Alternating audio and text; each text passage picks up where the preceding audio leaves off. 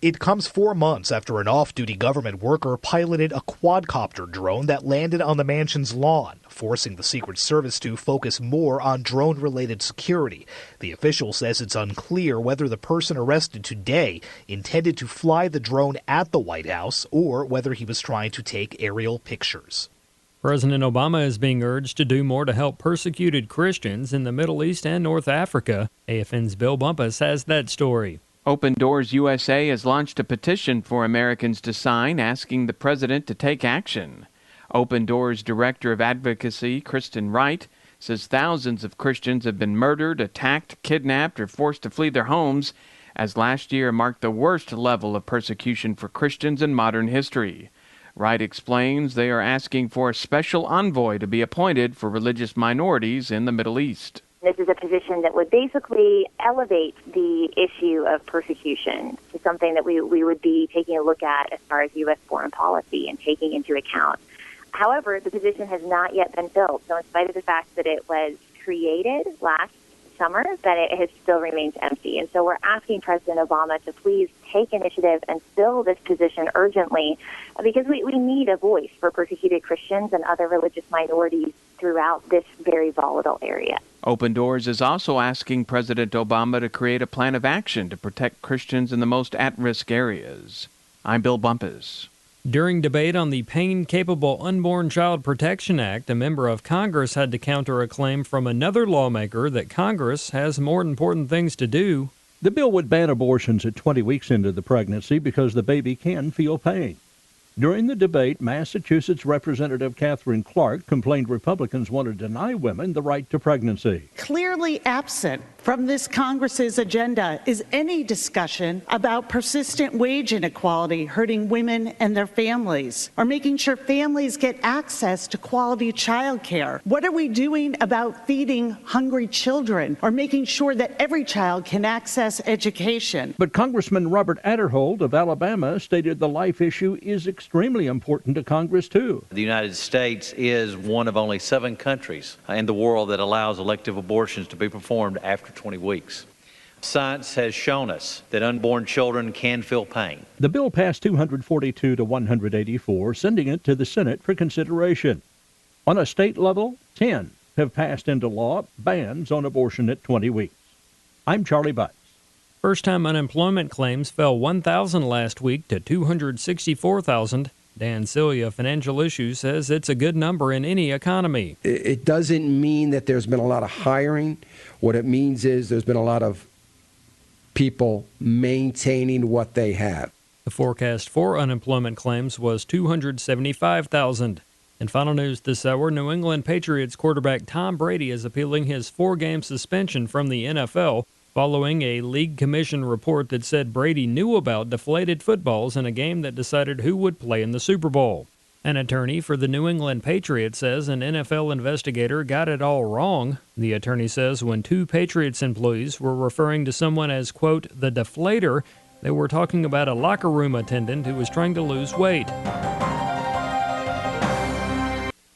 In this day of economic uncertainty and soaring unemployment, safe investments are often hard to find, but investing in the precious metals is the safest investment of all because gold and silver is real money, government-printed currency is not. Call Melody Cedarstrom at Discount Gold and Silver Trading Company at 1-800-375-4188. Melody has been helping people secure their financial future for over 10 years. While others in the business claim honesty, Melody will deliver. Give her a call, 1-800-375-4188. That's 800-375-4188.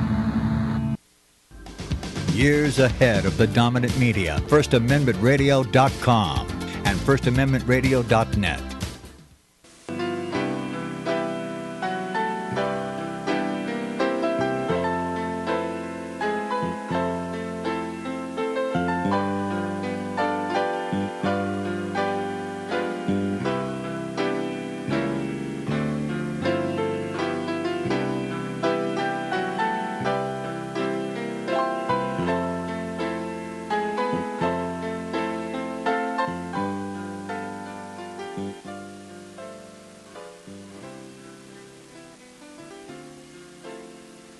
Good morning. Welcome to Inquisition Update. My name's Tom Press, and I'll be your host for the next hour.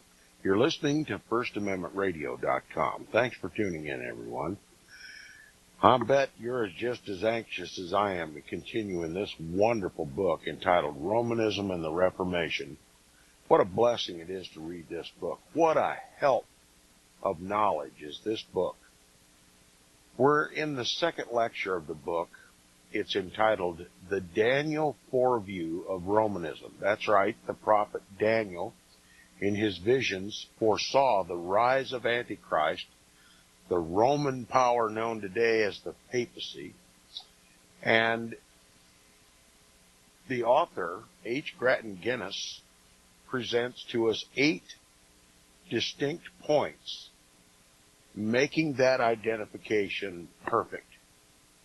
The papacy is the man of sin, the son of perdition, the one who would deceive the whole world, the biblical, historical, and prophetic Antichrist. Now, we've covered 7 of those 8 points, and this morning, beginning at near the bottom of page 64 in the book, we'll conclude with the 8th in this chapter. Now, for those who wish to read along, this is an online version of this book, and you may follow along simply by going to archive.org and the University of under the University of Toronto. In other words, just put Romanism and the Reformation in your search engine, and then look for a link to archive.org, University of Toronto.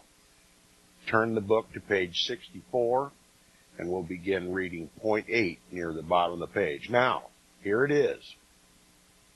The 8th point that Grattan Guinness wishes to educate us with is the doom of this predicted power, the doom of this Antichrist power. What is the end of this symbolic little horn? Quote, they shall take away his dominion, to consume and to destroy it unto the end, unquote. Quote, the beast was slain, and his body destroyed and given to the burning flame, unquote. This last clause of the prophecy is, of course, not yet fully accomplished, as it is the coming of the Son of Man in the clouds of heaven that brings about the final consummation. See verse 13. Speculations about the future we leave to the futurists, and therefore it might at first seem as if we ought to say nothing on this point of the prophecy. But it is not so. This doom consists clearly of 2 parts. First, the consuming and destroying to the end, and then the end itself, symbolized by the slaughter of the beast, the committal of his body to the burning flame. Now, the first part of this doom is fulfilling, and has been fulfilling ever since the Protestant Reformation, and especially ever since the French Revolution, though the second part is still future. We ask, has there not been going on for the last few centuries a process by which the once mighty power of the papacy has been sensibly consumed? A weakening process analogous to consumption in the human frame? A wasting decay tending to extinction? It must be borne in mind that this prophecy of Daniel takes up the political aspect of the great Antichrist, not his religious character. It views him as a monarch of the Roman world, not as a bishop of the Christian church. We come to that aspect of his career presently, when we take up Paul's foreview. Here it is one horn among 10, one kingdom among 10 Latin kingdoms, though in some sense ruling over them all. The question is, has there not been such a decay and diminution of papal sovereignty, such a wasting and weakening of papal power, such a loss of revenue, influence, and territory as may be fairly said to fulfill this prediction? Obviously, the answer is yes.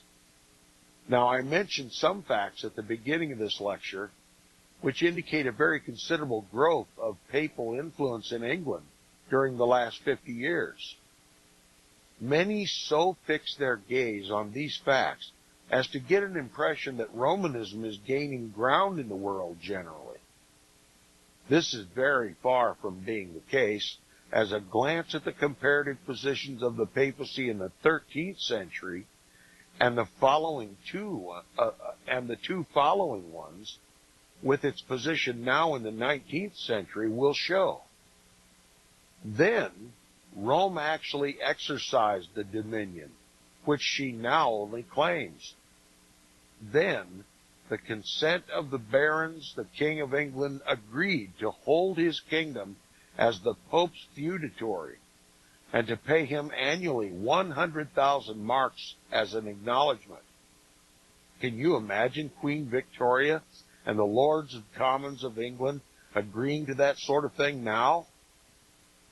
Then the great and valiant Emperor of Germany stood for 3 winter days and nights barefoot in the courtyard of His Holiness, waiting for the honor of an audience in which he might beg the Pope's pardon for having acted as an independent monarch. Can you imagine Kaiser Wilhelm of Berlin doing that now? Then, wherever he pleased, the Pope could suspend all the observances of religion, even to the burial of the dead and the marriage of the living, in any country in which he was offended. In what kingdom could he do so now? Long after his absolute dominion was gone, the Pope had what were called concordats with different nations, in which it was agreed that in return for the Pope's spiritual support, they would uphold him by their armies and navies. All these have come to an end. Not a nation in Europe lifted a finger to help him when the last vestige of his temporal dominion was violently taken away. Direct political power he now has none, though his position as head of the apostate Roman Church gives him still immense indirect influence. The 10 kings, as such, have entirely shaken off his yoke, and he himself has no longer any sovereign jurisdiction. His territories are taken away, as well as his dominion. The wealth, which was once enormous, is equally gone. The immense landed estates belonging to the convents are, for the most part, confiscated to secular uses.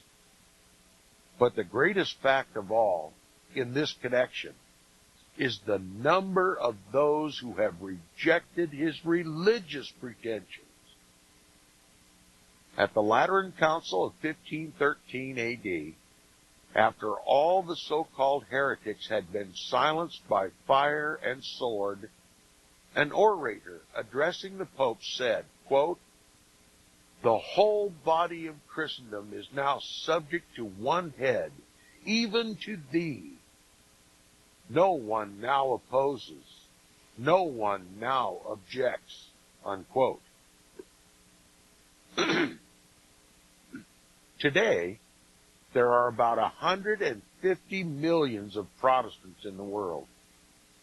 Has not the dominion of the papacy been consumed? Can a few thousand perverts in England weigh much against this stupendous fact that 150 millions of mankind are no more subject to the Pope of Rome than to the Dalai Lama of Tibet? When we take into account all the 12 centuries of papal history, and remember that this emancipation belongs to the last 3 only, we must admit that the predicted consumption has made considerable progress. The political dominion and the temporal possessions are gone. The papacy is no longer a kingdom, but only an ecclesiastical power. And counting the Greek church, there are far more so-called Christians outside than inside the pale of the apostate Latin church, of which it is the head. This feature of prediction is then clearly applicable to Romanism as all the rest. Let me inquire, can anyone suggest of any other power in which all these marks, or the majority of them, meet? They are 8 in number and definite in character.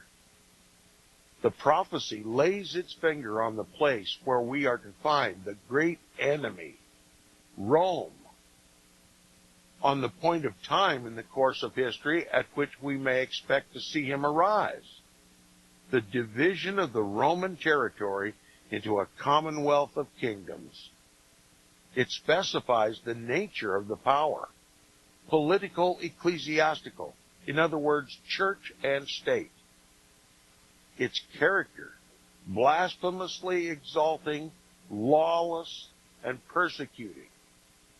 It measures its duration, 1,260 years, and specifies its doom, to have its dominion gradually consumed and taken away, and then to be suddenly destroyed forever because of its blasphemous assumptions by the epiphany in glory of the Son of Man, introducing the kingdom of God on earth.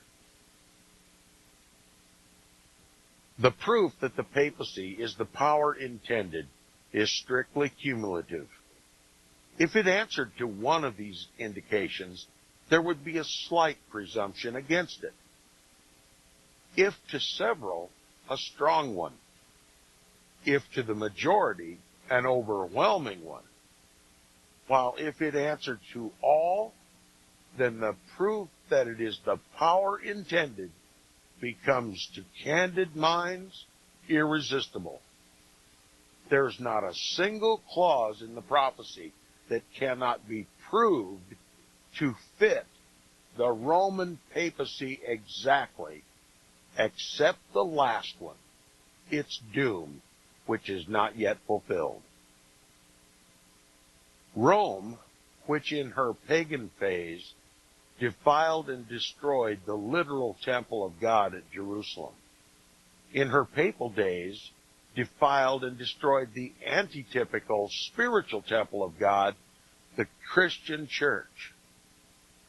Was it not worthy of God to warn that church beforehand of the coming of this dreadful anti-Christian power, and to cheer her in all the suffering she would have to endure from its tyranny by a knowledge of the issue of the great and terrible drama? Was it not right that the Roman power, pagan and papal, should occupy a paramount place in the pages of Scripture as it has actually done on the page of history? The 18 Christian centuries lay open before the eyes of the omniscient God, and no figure stood out so prominently in all their long course as that of the great Antichrist. The pen of inspiration sketched him in a few bold, masterly strokes, and there's no mistaking the portrait. In subsequent lectures, I shall have much to say to you of the anti-Christian doctrines and practices of the papacy. Tonight we have but studied the broad outline drawn in the days of Belshazzar, which forms a broad foundation for what must follow. Notice in conclusion the evidence of inspiration afforded by this wonderful prophecy. Could Daniel foresee the things which were coming on the earth? How should he happen to light on the notion that there would be 4 universal empires, and only 4, and that after the 4th there would arise what the world had never seen before, a commonwealth of 10 kingdoms? How could he depict so strange and peculiar a power as the papacy? How could he conceive it?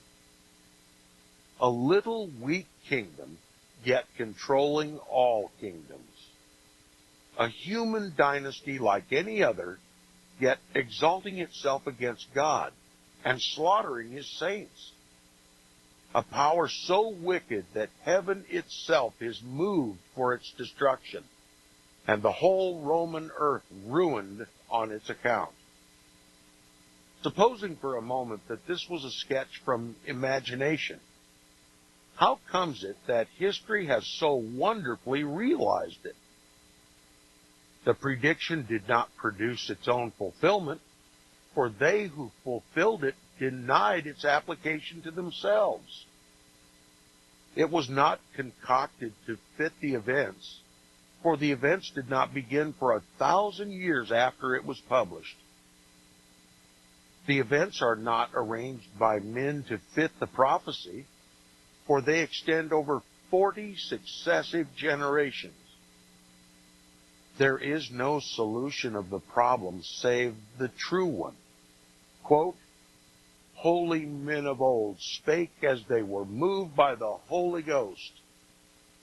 Quote, he revealeth the deep and secret things. He knoweth what is in the dark, and the light dwelleth with him. Unquote.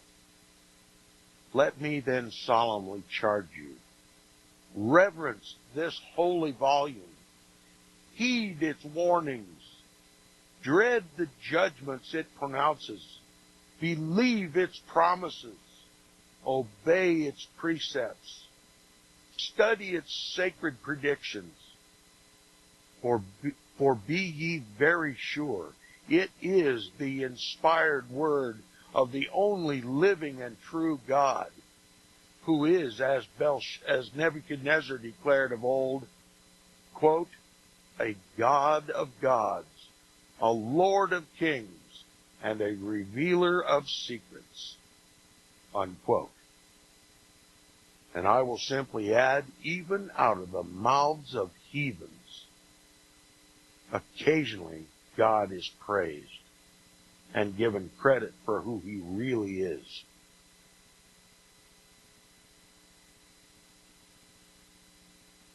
That concludes Lecture 2. Now we will begin Lecture 3. This book is a composition of lectures building the case against the papacy as the man of sin. Lecture 3, having departed and concluded with Daniel's foreview of Antichrist, we will now talk about Paul's foreview of Romanism. The author writes, you will remember that in my last lecture, I stated that the three foreviews of Romanism presented in prophecy by Daniel, Paul, and John, respectively, have three distinctive characters. Daniel gives mainly its political relations and its broad moral features. Paul presents its ecclesiastical relations and its religious features. And John, by the two profound hieroglyphs which he employs, and which we will consider in the next lecture, exhibits the combination of the two aspects of political ecclesiastical power. He shows also the changing relation between its contrasted yet united elements during their long joint career, and foretells the distinctive doom of each. It must never be forgotten that the Roman papacy was for long ages an absolute, unlimited, tyrannical monarchy, a worldly secular government. It had its territorial dominions, its provinces, cities, and towns. It had its courts, its nobles, its ambassadors, its army, its police, its legislature, its jurisprudence, its laws, its advocates, its prisons, its revenues, its taxes, its exchequer, its mint, its arsenals, its forts, its foreign treaties, and its ambitious, selfish plans and policy, just as much as any mere secular kingdom. But it was also something very different. It was the head of the Latin Church. It was a great ecclesiastical power. It was a religion as well as a government.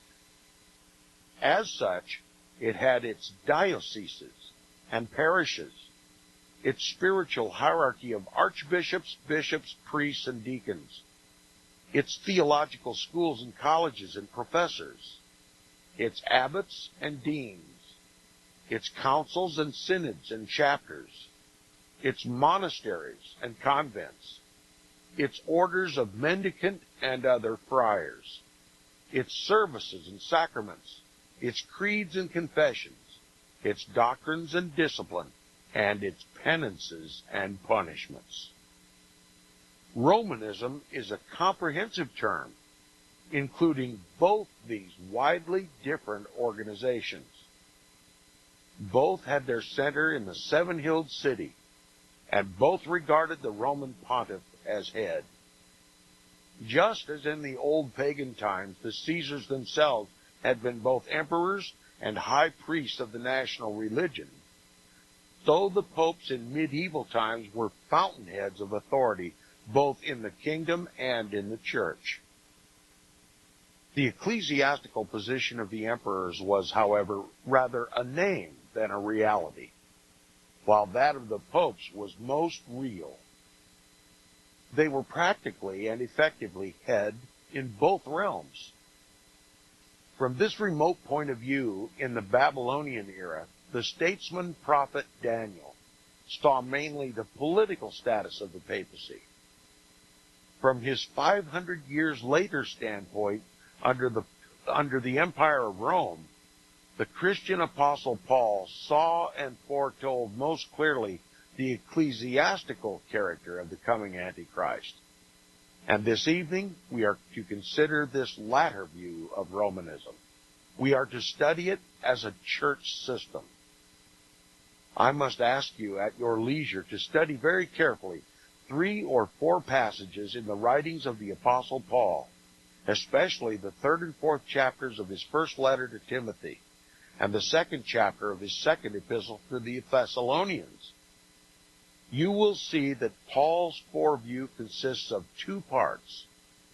The first gives a general view of a great apostasy, which would in due time arise in the church, and the second, a carefully drawn portrait of the power in which that apostasy would be headed up. He had even previously predicted the apostasy in his parting address to the elders of the church of Ephesus, recorded in Acts chapter 20. He had told them that there would arise, not from the outside world, but from among themselves, the pastors or bishops of the church, grievous wolves not sparing the flock. We'll continue with the reading of the book Romanism and the Reformation by H. Grattan Guinness when we return from the break. You're listening to Inquisition Update on FirstAmendmentRadio.com. Stay tuned. We'll be right back.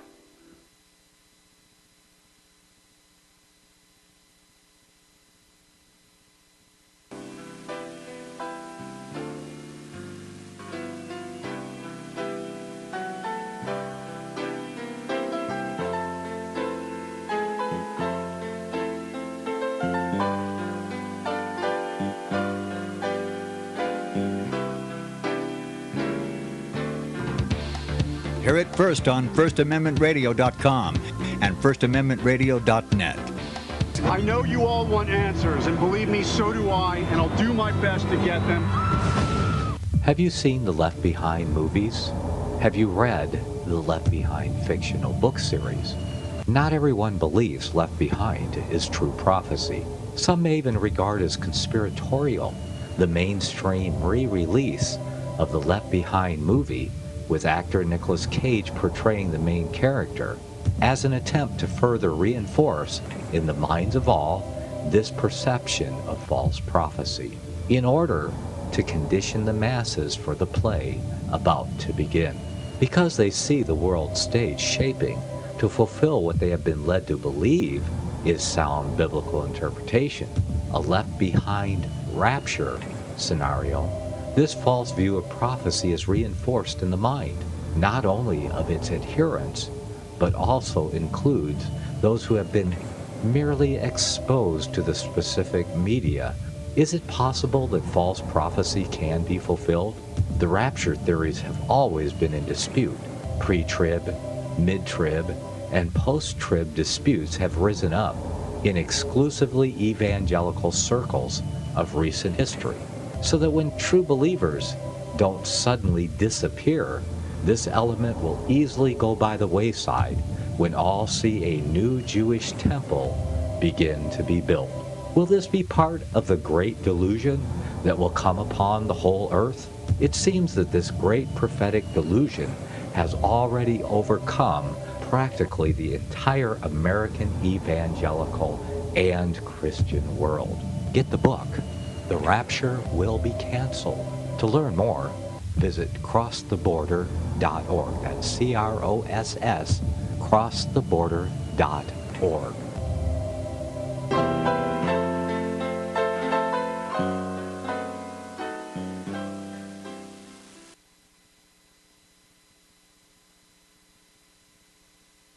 Welcome back from the break. You're listening to the second half hour of Inquisition Update on First Amendment Radio.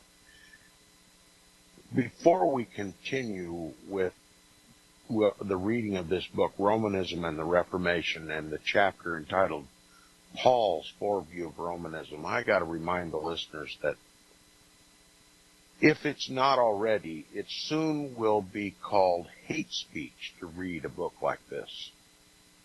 The most critical information for God's people today will be called hate speech. We must work while it is day, for the nighttime cometh when no man can work. Because of the controversial nature, truthful though it is, prophetic though it is, the truth that this information will be regarded as hate speech and made illegal and punishable by law makes corporate sponsorship of this program virtually impossible. So therefore, this is a listener-only supported ministry. And if you would like to support Inquisition Update and the revealing of this critical truth, then you must support the ministry. And you must support First Amendment Radio, who sponsors this program, Inquisition Update. Send your prayers and contributions to FirstAmendmentRadio.com. And don't forget me while you're at it, at least with the prayers. Now we're going to retreat a sentence or two for continuity after the break, beginning with the first full sentence on page 75 of the book. He, that is the Apostle Paul, had even previously predicted the apostasy in his parting address to the elders of the church at Ephesus, recorded in Acts chapter 20. He had told them that there would arise, not from the outside world, but from among themselves, the pastors or bishops of the church, grievous wolves, not sparing the flock. He said, of your own selves shall men arise, speaking perverse things, to draw away disciples after themselves. Therefore watch and remember how I ceased not to warn you, unquote. This was but a brief and passing glance into the dark future, but the momentary glimpse suffices to show the outline of the evils which time was to develop, which Paul so fully predicted later on. 10 pagan persecutions lay before the church, but Paul does not predict them. Myriads of Christians were to do literally what he did figuratively, to fight with wild beasts in Roman amphitheaters. But the apostles' prophetic gaze rests not on any such spectacle. No, a worse evil by far was to befall the church. An enemy was to arise within her midst. An apostasy was to originate in her bosom and eat like a cancer into her vitals. Her own leaders were to mislead her. Her very pastors, instead of feeding the flock, would feed on them and devour it like ravening wolves. Perverse pastors, selfish, mercenary bishops, would draw away disciples after themselves instead of drawing them to Christ as Paul had done. He had coveted no man's silver or gold, as he reminds them, but these apostate bishops would soon arise, would be a wholly different character, robbing and oppressing the church as wolves of the flock. They would be the direct opposites of the good shepherd who gave his life for the sheep, and of the apostolic ministry which follows in his steps. This first warning prediction of the Apostle Paul was addressed, it is true, especially to the elders or bishops of Ephesus. But in view of all that has happened since, it's easy to see that the Ephesian bench of bishops were at any rate representative, for the words are prediction of the ecclesiastical corruption that culminated in the papacy. It strikes the keynote as the nature of the evil from which the church was destined to suffer so long and so widely. The pagan persecutions which threatened to exterminate the early generations of Christians were harmless to the church compared to the internal corruption and cruel tyranny introduced by her own bishops later on. Paul's foreview from the first was an ecclesiastical evil, one arising from the throne of the emperors, but one arising not from the throne of the emperors, but from the bench of bishops, not outside, but inside the church. You will feel the importance of this fact later on in our course more than you can do now. I urge you to take special note of it. In the picture of the coming apostasy which Paul draws in 1 Timothy, he adds many an additional and dark detail. After giving practical precepts for the organization and government of the infant church, and specifying the qualifications essential to its bishops and deacons, that is, one of which was that they should be married men, and after summing up the faith of Christ in a brief epitome of the mystery of godliness, he writes, and we may well believe he did so with a heavy heart, quote, now the Spirit speaketh expressly, that in the latter times some shall depart from the faith, giving heed to seducing spirits and doctrines of devils, speaking lies and hypocrisy, having their conscience seared with a hot iron, forbidding to marry, and commanding to abstain from meats, which God hath created to be received with thanksgiving of them which believe and know the truth. For every creature of God is good, and nothing is to be refused, if it be received with thanksgiving, for it is sanctified by the word of God and prayer, unquote. Here we have not only a prediction that there would be an apostasy or falling away from the faith of the Christian church, but a description of its origin and character. Its origin was to be satanic. Its doctrines were to be doctrines of devils or demons. It was to assume authority and to lay down laws and prohibitions.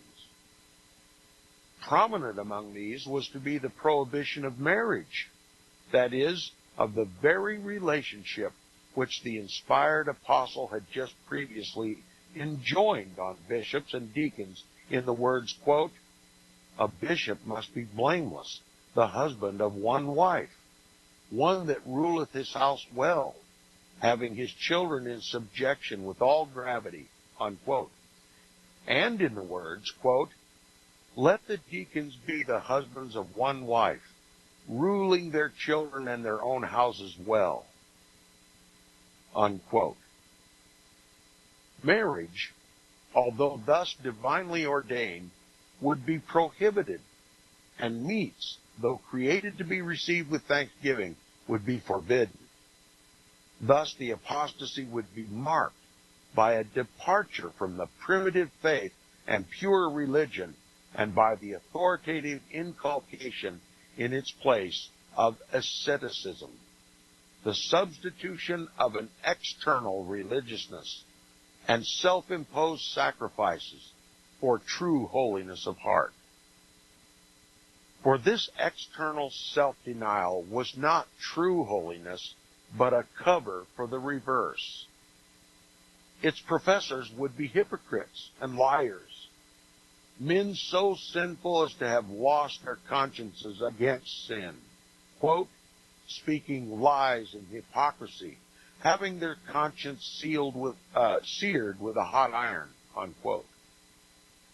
This feature of false profession reappears in the corresponding prophecy in 2 Timothy concerning the last days, in which the abettors and adherents of the apostasy are described as men, quote, having a form of godliness, but denying the power thereof, unquote. These men were not then to be open opponents of godliness, but on the contrary, they would be great professors. They were to have a form of godliness, but only a form covering no reality, a hollow form, a hypocritical form. Thus, the two great Pauline prophecies of the apostasy in, quote, the latter times and, quote, the last days, unquote, warn the church not against professed irreligionists, but against professed religionists, against covert enemies of the gospel, men cloaked in the garment of self-denial and superior sanctity, clever imitators of the apostles like the magicians of Egypt, who withstood Moses, not by denying his miracles, but by counterfeiting them. Cunning men who should, quote, creep into houses and lead captives silly women laden with sins, led away with diverse lusts, unquote. And withal, educated men, men of letters, quote, ever learning and never able to come to the knowledge of the truth, unquote. Mark this well. The men whom Paul described as the leaders of the apostasy which he foresaw were not low, ignorant infidels, but learned hypocrites, lying professors of religion, and self-deceived ascetics. It is in this same strain that he writes also to the Thessalonians. The coming of Christ, he tells them, would not take place before the occurrence of an apostasy, of falling away from the faith.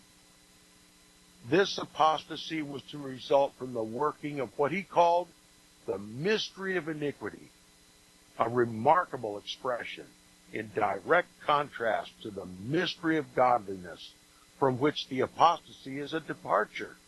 Compare 1 Timothy 3:16. The iniquity in question was hidden. It was a mystery. People did not recognize it as iniquity. They were deceived by it. From this mystery of iniquity was to spring in due time the man of sin, whose coming was to be, quote, after the working of Satan, unquote.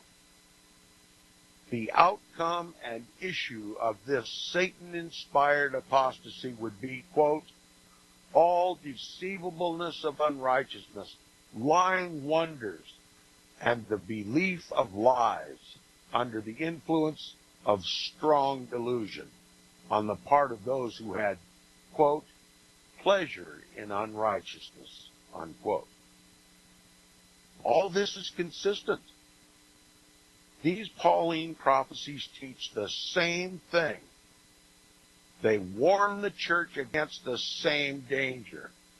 They predict the same sort of apostasy, an apostasy marked not by open hostility to the gospel, not by the denunciation of godliness and the unblushing profession of infidelity or atheism, but by hypocrisy, deceit, a form of godliness, external righteousness, the practice of asceticism, cloaking corruption by a beautiful garment of light, covering the form of the very prince of darkness.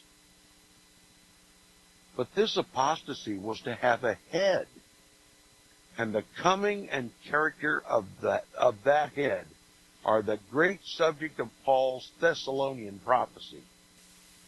A mistaken apprehension of his first letter to them had led the Thessalonians to expect an immediate advent of Christ. And in his second epistle, Paul sets himself to correct this error by further instructing as to the future. He tells them of something that was destined to precede the return of Christ, a great apostasy, which would reach its climax in the manifestation of a certain mighty power of evil, to which he attaches 3 names, and of which he gives many particulars similar to those which Daniel gave of his little horn, such as the place and the time of its origin, its nature, sphere, character, conduct, and doom.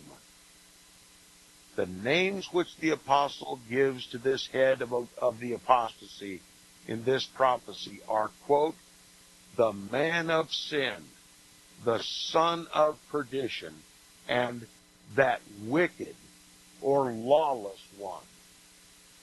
These expressions might convey to the mind of superficial readers the idea that the predicted head of the apostasy would be an individual.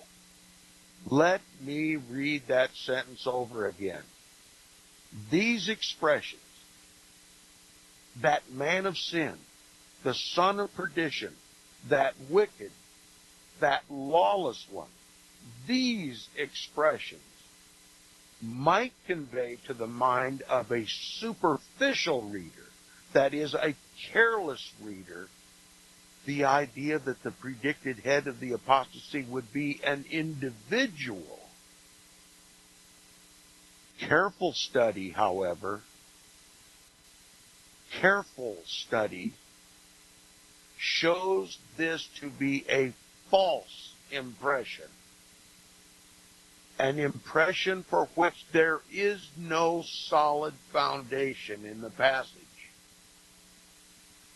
The expressions themselves, when analyzed grammatically, are seen to bear another signification quite as well, if not better, and the context demands that they be understood in a dynastic sense. A dynasty. The man of sin, like the man of God, is a broad, extended meaning.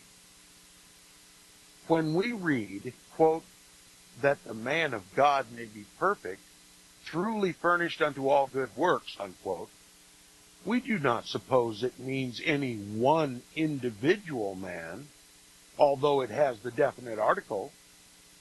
It indicates a whole class of men of a certain character, succession of similar individuals. The use of the indefinite article, analogous to the omission of the article in Greek, does indeed limit an expression of the kind. A man of sin could be only one, just as a king of England could mean only an individual. The king, on the other hand, may include a whole dynasty. A king has been the life of an individual. The king never dies. When in speaking of the Jewish tabernacle in Hebrews, Paul says that into the holiest of all, quote, went the priest alone once every year, unquote. He includes the entire succession of the high priests of Israel. That a single expression in a prophecy may find its fulfillment in a plurality of individuals is perfectly clear from John's words. Quote, as ye have heard that Antichrist shall come, even so now are there many Antichrists, unquote.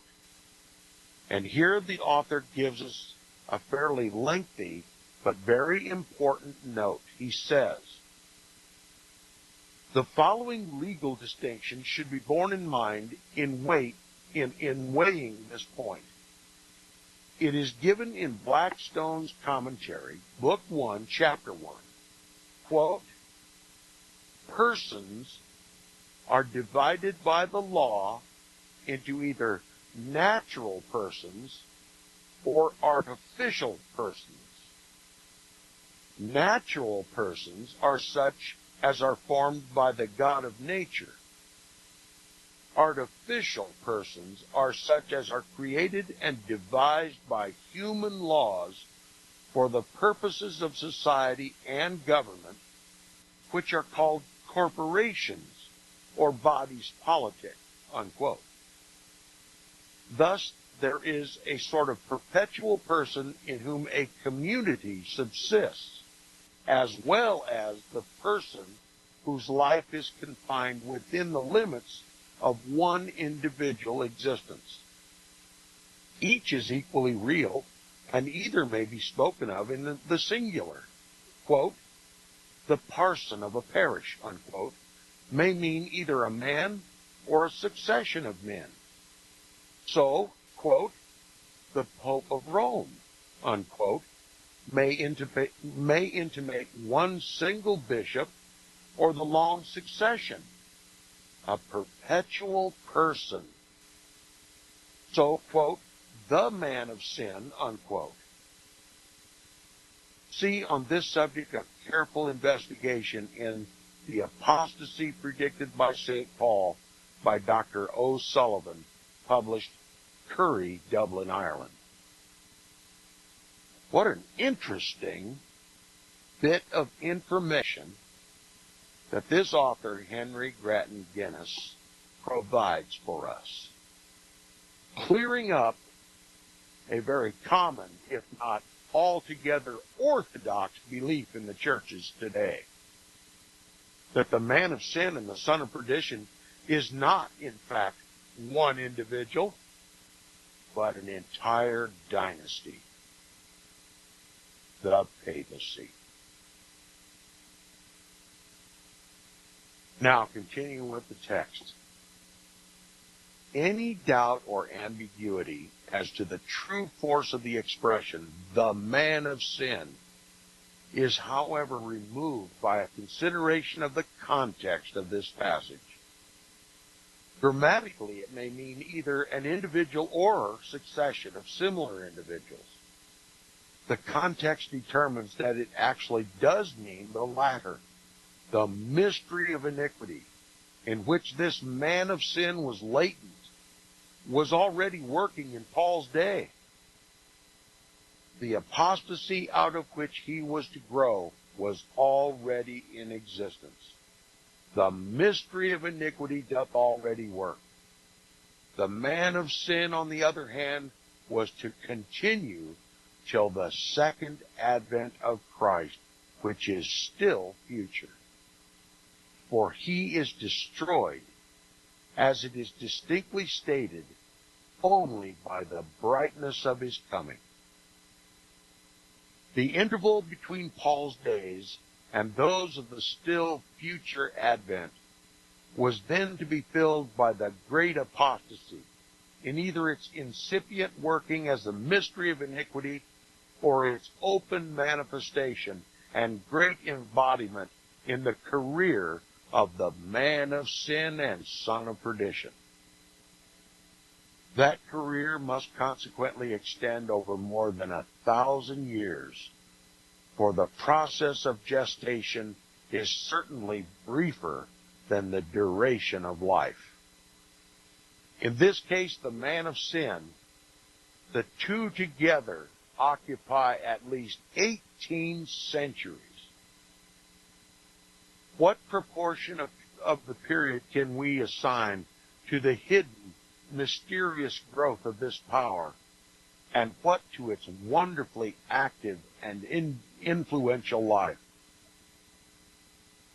The life must, of course, occupy the larger half, to say the least of it. And therefore, as no individual lives on through ages, we may be sure that it is a succession of men, a dynasty of rulers, that is intended by the ambiguous expression. We students of the 19th century may be sure of this, though the students of the early centuries could not. Isn't prophecy wonderful?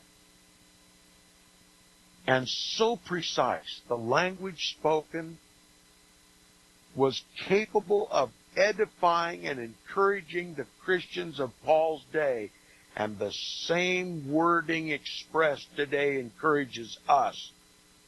But we have the hindsight of history to see the full fulfillment. And we'll talk about that some more on the program tomorrow.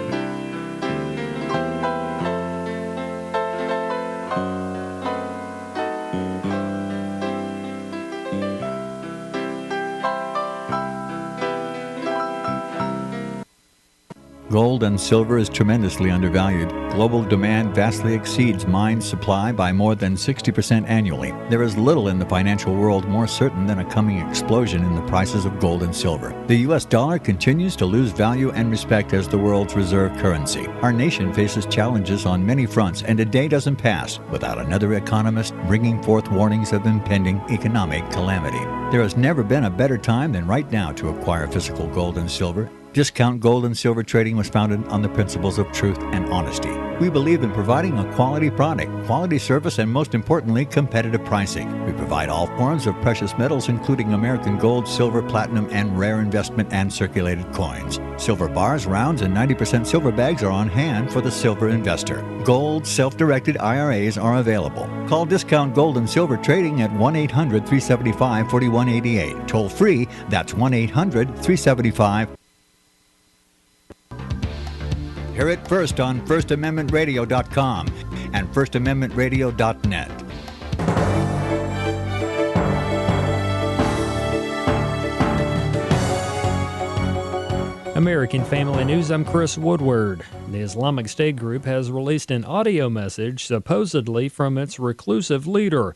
Sagar Magani reports that ISIS is calling for all Muslims to fight on behalf of ISIS. The voice claiming to be that of Abu Bakr al-Baghdadi says Islam was never a religion of peace, but a religion of fighting, and that it's the duty of all Muslims to go to war. It was not immediately possible to verify if it's actually the voice of al-Baghdadi, who has appeared in public just once, last summer. It's unrelated to the ISIS message, but more than 700 potential terror suspects have traveled to Syria from the UK. Cal McKinnon has that story. They're not there to sightsee, to help any charities, or to visit relatives. They're there for the sake of extremism, according to counterterrorism officials in the UK, who add they've made record arrests of people suspected of terrorism.